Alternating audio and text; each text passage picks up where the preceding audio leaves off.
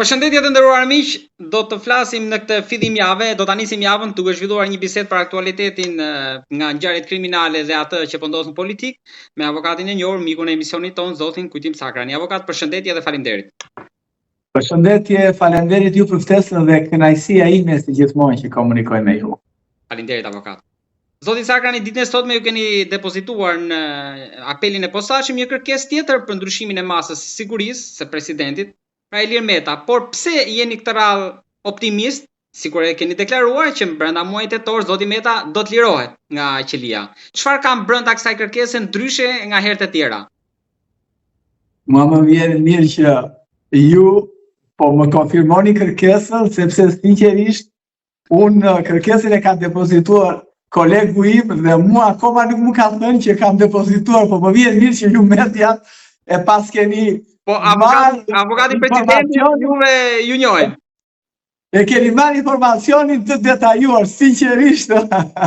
Ju përgëzoj për këtë investigim ose informacion kaq detajuar.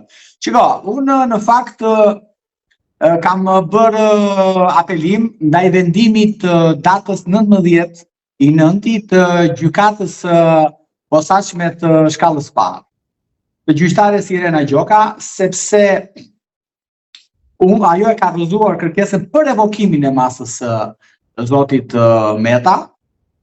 Unë e kisha të detajuar kërkesën, e kisha të parashtuar në dy momente, në momentin juridik, që do të thotë në momentin që hetimet kishin përfunduar, kanë përfunduar, dosja tashmë është në gjykatën, në seancën paraprake, ku provat janë administruar, qofshin ato me dëshmitar, qofshin ato shkresore, dhe duke qenë përpara këtij momenti të ri procedural, unë ju drejtova gjykatës. Gjykata e rrëzoi atë pa asnjë lloj arsyetimi ligjor.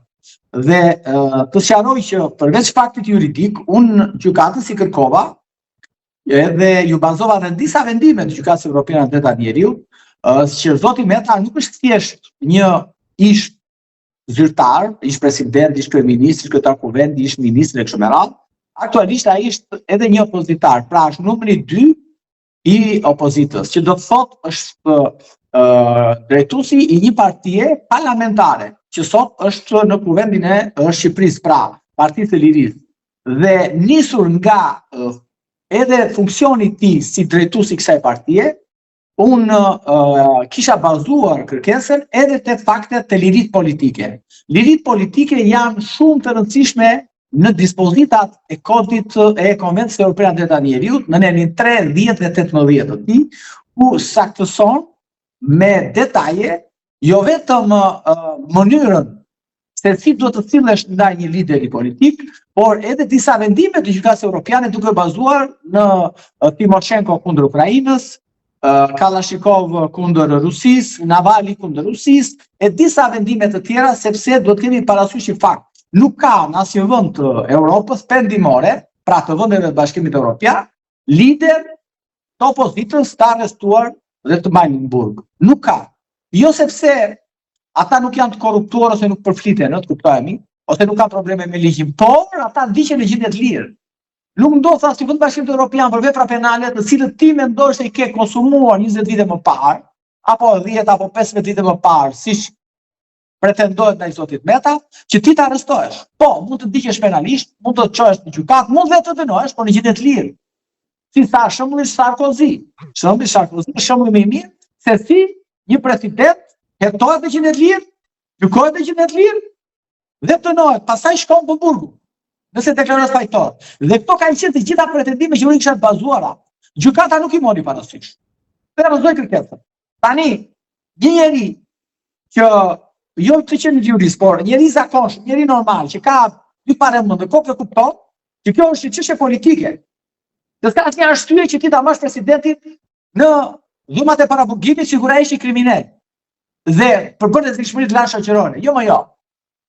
Unë nisur nga këto e ankimova vendimin e gjykatës shkallës parë, gjykata e apelit, dhe sinqerisht që unë më jam i detyruar të besoj, sepse padyshim që puna ime kjo është, të besoj që gjykata e apelit të ngrihet në lartësinë që kërkon detyra, ligji dhe provat, dhe ajo të bëjë zvendësimin të revokimin e masës sigurimin ndaj zotit Meta, ashtu siç në fakt u bën ndaj zotit Berisha, se dhe zoti Berisha ishte në arrest apo.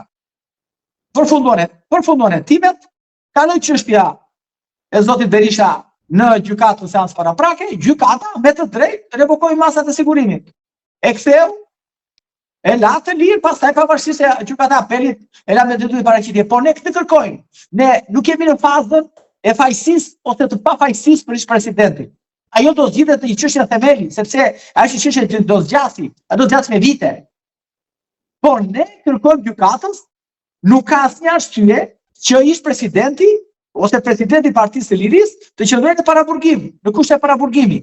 Prandaj që unë nisuna të gjitha këto i kam bërë gjykatës, përveç anës juridike, pra pse nuk duhet të qëndrojë për shkak të provave, nuk prishen, nuk intimidohen, rreziku i shoqëror është i ulët tek shumë radhë, po i kam bërë të drejtat politike. Pra, kjo ka qenë, pra pak a shumë apel unë kam depozituar sot ndaj vendimit të gjykatës shkallës parë. Dhe shpresoj dhe besoj që zoti Meta të brenda muajit kur mund ta caktoj datën në gjykata, mendoj që ai të zvendësohet masa e sigurimit. Avokat, për të kaluar te një tjetër çështje, ju keni paralajmëruar pak ditë më parë që ditën e sotme do të publikoni detaje nga hetimet që pas jush apo indicie të tjera për biznesmenin italian që u vra pak ditë më parë në Tepelen. Çfarë janë këto detaje që mund ndani me publikun që ndoshta mund t'i japin një tjetër rrjedhë dhe hetimeve? Shiko, ne jemi avokat dhe marrim informacionet tona në rrugë dhe forma të ndryshme. Jo sepse jemi dhe sigus, duke qenë që pak ne që jemi dhe publik, kemi një zë publik si avokat, edhe në fakt duke qenë se ne mbrojmë lirit dhe të drejtat e njeriut, nuk akuzojmë, se avokati nuk akuzon, mbron. Dua të them se ajo çështje është një çështje tjetër, pra ngjarja nuk ka fare atë dinamik që kanë nxjerrë mediat me anë të ashtu siç e ka parashtruar prokuroria. Ajo është një ngjarje që ka lidhje me krimin e organizuar në jugun e Shqipërisë. Krimi organizuar në jug të Shqipërisë që sot ne po flasim ka në dorë dhe ka zënë të gjithë parcelat, pra menaxhon parcelat e mbjellë me drogë. Nëse ju do shikoni këto ditë, do ketë operacione të tjera në vimësi nga Guardia di Finanza, e cila menaxhon me anë të helikopterëve të saj, të Guardia di Financës, kontrollon të gjithë zonat e jugut të Shqipërisë, pra të gjithë territorin shqiptar. Dhe ai zotëria tashmë i ndjer nuk është vrarë fare për arsye as të dritave, se është një banalitet shumë i madh që të thuash që e vran sepse hodhi dritat e gjata, po nuk ndezi dritat e shkurtra. Ky është një banalitet. Zotëria është vrarë aty për shkaqe kontrabande. Sepse thash, kontrabanda në malet e Lavërisë po lulëzon. Trafiku i kanabisit në ato zona vazhdon me ritme, nuk ka ndalësuar ndonjëherë, nuk është penalizuar asnjëherë dhe nuk ka patur asnjëherë asnjë mbrojtje nga policia, dhe nga shërbimet. Kështu që arsyeja që ai zotëria ka humbur, që ka vrarë, ka qenë arsye trafikimi. Trafikimi, sepse ai ka marrë përsipër mbrojtjen dhe e lëndës narkotike, që do të thot, ai ka dalë garant, nuk ishte viti i parë, kishte mbi 6 vite, që ai dilte garant, me anë të njëve që kishte me Guardia di Financën, dilte garant grupeve shqiptare, të cilët nuk do të prekej kanabisi, pra nuk do të shkulej nga policia, sepse Guardia di Financa nuk do jepte informacione për parcelat, të cilët ai ky i ndjeri tashmë do të jepte koordinatat. Dhe duke i dhënë koordinatat për 1, 2, 3, 5, 10, 20 parcela që brëshin, që ishin pjesë e grupeve kriminale, dhe ky kishte marrë përsipër menaxhimin e tyre dhe mbrojtjen e tyre nga Guardia di Financa, atëre nuk ajo plani dështoi, kanabis u pre dhe grupet kriminale e goditën dhe morën hak. Kjo ka qenë e gjithë është dinamika e kësaj ngjarje. Unë këtë informacion e kam nga policia shqiptare edhe nga policia italiane. Dhe kjo është e vërteta kësaj historie. Nuk ndodh që në orën 2 të natës të shkojë një italian në malet e Kurveleshit për të gjahë. E para njerëz që nuk funksionon kështu si ston këta. Të gjahë dini shumë mirë është moratorium. Ne mirë moratorium apo jo. Nuk lejohet. Që këtu është një vepër tjetër penale, mund ta quajmë në kuptimin shkencë administrative kështu me radhë. Prandaj që kjo është e vërteta është, sepse zotëria me anë të njëve që ka të Guardia di Finanza, i ka garantuar grupet kriminale që operojnë në malet e Lavërisë të Kurveleshit, se nuk do të prekej asnjë bim të lëndës narkotike. Dhe ato u prekën, ata u akmorën ndaj këtij zotërisë sepse janë humbje shumë të mëdha për sa i përket anës financiare. Sot po të shikoni në Shqipëri, po të lasim, mund të shkoni në zonat e Beratit, në Uznove e kështu me radhë, janë qindra hektar të pa me bim lëndë narkotike të grupeve kriminale që policia i di dhe nuk i prek. Pra, avokat, ju po më kujtoni, ndoshta gaboj në analogji, po General Lisin me këtë rast. General Lisi është vazhdimësia, pra nuk ka ndryshuar asgjë. General Lisi i keni sot Guardia di Finanza në policinë e shtetit, e cila vazhdon pa pushim kontrabandën e lëndës narkotike të kanabis.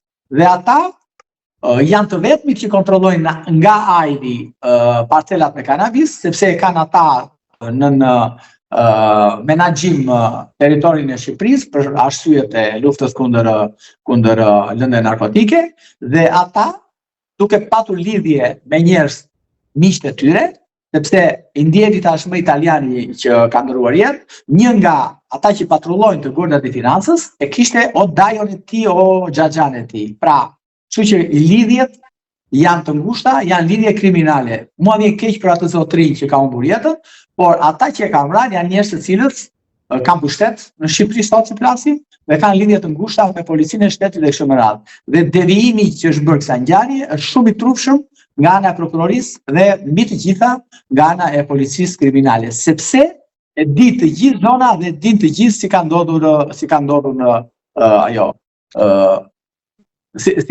në thanat e ngjarjes. Dhe pse ka ndodhur ajo ngjarje. Pra policia mendoni që mundet do dalte ky varianti i tretë apo edhe sa mendoni që ta mbaj? Atë do ta zbardhi me këtë çështje po merren aktualisht shërbimet italiane. Po merren policia dhe po merret antimafia italiane, e cila do ta zbardhi së shpejti. Dhe të gjitha këto që unë po them do jenë në versionin e zbardhjes nga ana e policisë italiane.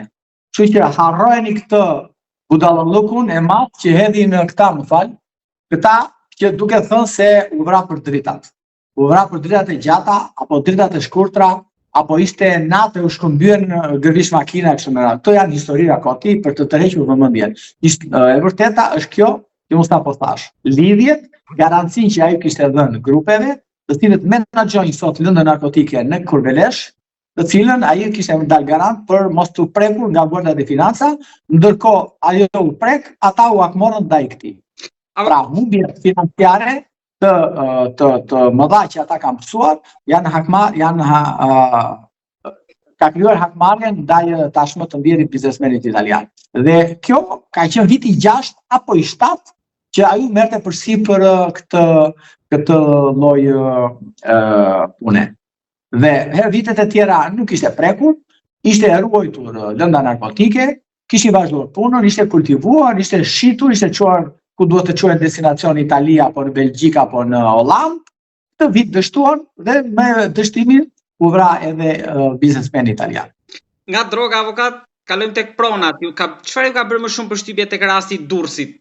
Vrasje, tjetërsim pronash, përfshirje të thuajse të gjithë segmenteve. Shiko, nëse ka një çështje që unë e njoh mirë, është çështja e pronave. E njoh mirë mafjen e tokave. Mafja e tokave sot ka zënë Shqipërinë. Mafja e tokave sot është në nivele të pushtete shumë të larta. Mafja e tokave sot kontrollon gjithë hapësirën perëndimore të Shqipërisë që ka kufi detin Adriatik apo detin Jon. Dhe sot, ta them me sinqeritet, ulësira perëndimore e Shqipërisë kontrollohet nga mafia e tokave. Mafia e tokave, e cila është fuqizuar shumë, për shkak sepse në ndërtime aty pastrohen parat, që janë si rjedhoj e lëndë narkotike, me resorte, me hotele, me fshatra turistik, me panele diellor, e ku ta diun. Kështu që ajo Durrësi, ajo që ka ndodhur me Durrësin, që ne tashmë e dim të gjithë, ato 4-5 arrestimet, është një pik uji në oqeanin e madh të falsifikimeve të dokumentave të pronave, që kanë filluar që nga arkivi qendror i shtetit, vazhduar pastaj më pas me kadastrat apo hipotekat e kështu me radhë. Ju kam thënë edhe tjetër, arkivi qendror i shtetit ka mbi 15 vite që është bërë si letrat e sudes njëra me një kohë, sepse aty janë futur dokumenta të falsifikuara nga mafia e tokave, duke i prodhuar këto dokumenta si dokumenta me rëndësi historike në bodrumet e errta të Tiranës nga falsifikator të ndryshëm, dhe më pas janë bërë pjesë e arkivit të shtetit. Dhe janë nxjerrë që aty për të vërtetuar që X familje, X person, X personazh ka patur gjyshi i tij apo babai i tij ka pas prona në arkiv shtetit. Pra, falsifikimi i dokumentave nga ana e mafjes të tokave është i tmerrshëm në këtë vend. Dhe me këto falsifikime kanë vijuar dhe po vazhdojnë të vjedhin tokat e pronarëve të lishëm legjitim shqiptar në të gjithë territorin e Shqipërisë. Duhet të kuptojmë diçka tjetër, që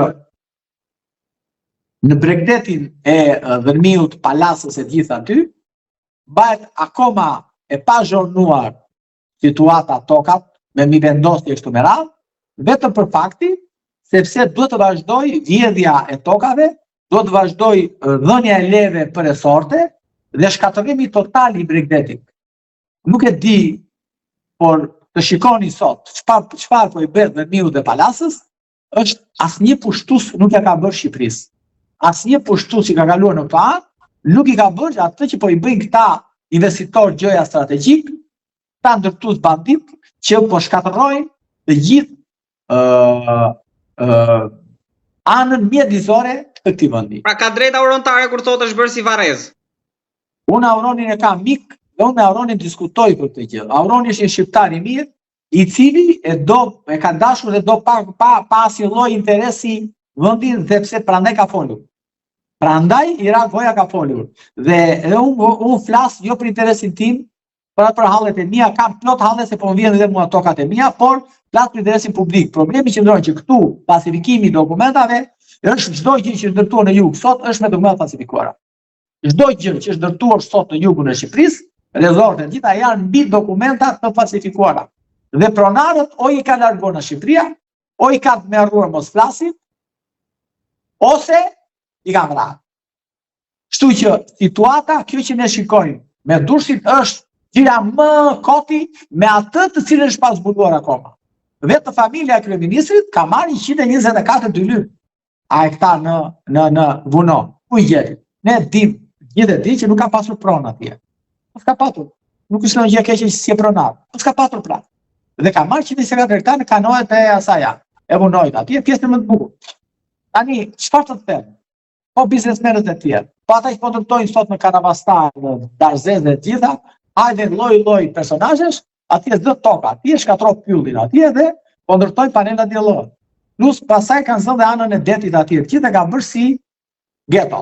Kështu që problemi i pronave në Shqipëri është një problem i cili e ka mbërthyer shoqërinë shqiptare dhe e ka ndarë keq, sepse po ndërtojnë disa bandit, grupet kriminale, lumturinë e tyre me fatkeqësinë e disa të tjerëve të cilët u ka vjedhur pronat që i kanë të trashëguara ose i kanë të sekuestruar në regjimi komunist. Kështu që mafia e tokave sot e ka zaptuar këtë vend dhe e ka zënë për grykje, nuk e lë të marrë as frym. Ky është problemi dhe përsëris do ta përsëris sa herë të dalë sepse e njoh mirë këtë situatë.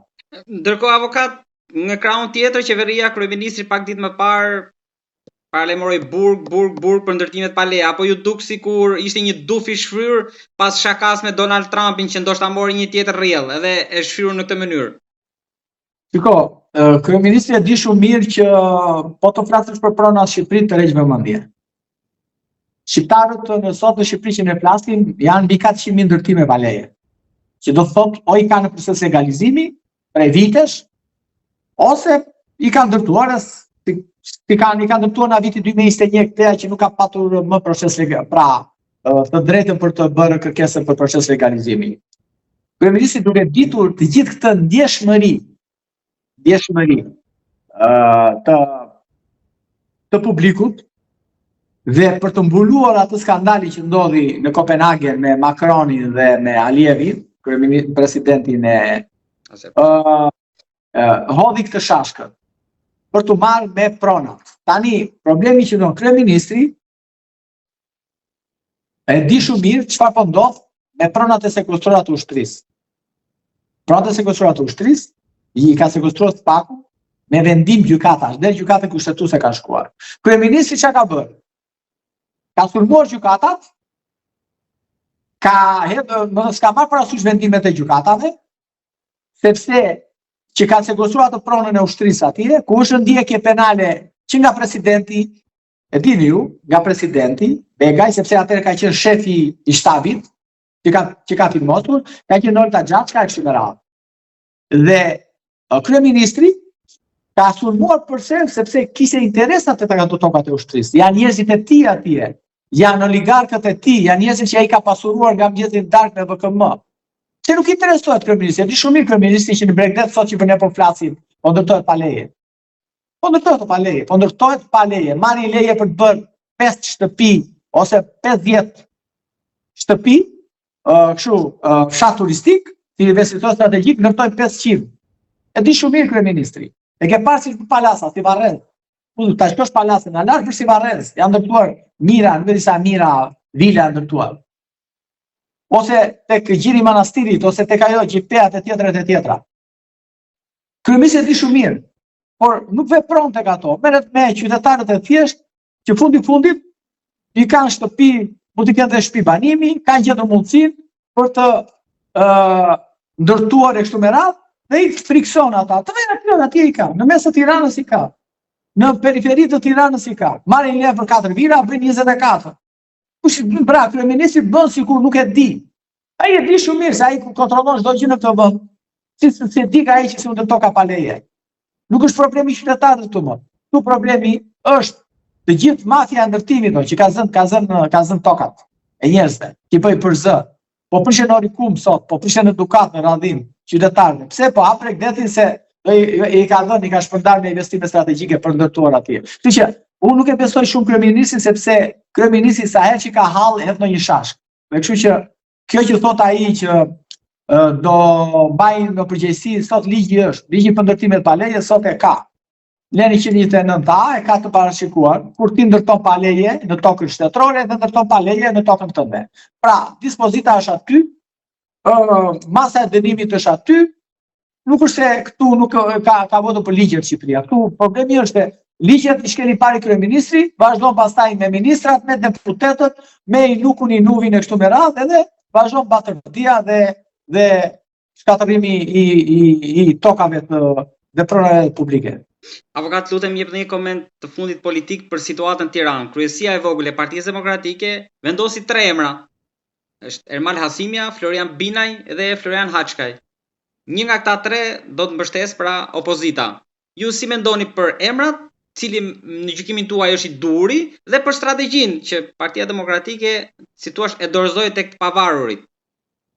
E nderuar, shiko, unë nuk është se jam pjesë e organizate politike, por me që se jetoj në këtë vend edhe do ta jap një mendim. Problemi është ky që unë vazhdoj të them që të besoj tek ajo që unë nuk jam për kandidatura nga shoqëria civile. Unë nuk besoj te shoqëria civile një. E para, e dyta, nuk jam për kandidatura politike, unë jam thjesht kandidatura politike, sepse edhe Ogerta Manasilliu është kandidaturë politike, dhe përballjen e do patjetër me kandidaturë politike. Unë nuk e di pse përfundoi kështu kjo histori, ndoshta Partia Demokratike ka strategjinë e saj, mendoj unë, për të nxjerrë emra apolitik që nuk kanë lidhje me Partinë Demokratike, që nuk aderojnë më saktë me Partinë Demokratike, për të thënë nesër, mendoj unë, në një humbje të mundshme, tu thotë që shiko edhe ta shoqëria civile, votat i vjedhi, nuk është çështje kjo se e Partisë Demokratike, është çështje e shoqërisë shqiptare. Nuk e di, kjo mund të jetë një strategji e mirë menduar, ndoshta edhe nga Sali Berisha, sepse ky është një mandat, nuk është një mandat i plot i përbashkimit të Tiranës, është një mandat i cili përfundon pas një viti e gjysmë, dhe mendoj që është një strategji. Po unë thash edhe një herë, nuk jam për kandidatura të tilla, jam për kandidatura thellësisht politike, sepse kryeqytetet në të gjithë botën janë drejtues patjetër politik, dhe kush ka drejtuar bashkitë, qofshin këto në të gjitha vendet, po ta marrin të pendimin, bëhen më pas o kryeministra o president e kështu me radhë. Kështu që mendoj se nuk do funksionoj kjo mënyra që kanë zgjedhur këta, rruga që kanë zgjedhur këta duke u përfaqësuar me një të shoqërisë civile. Avokat, faleminderit shumë për gjitha çështjet që diskutuam. Faleminderit juve, kënaqësi.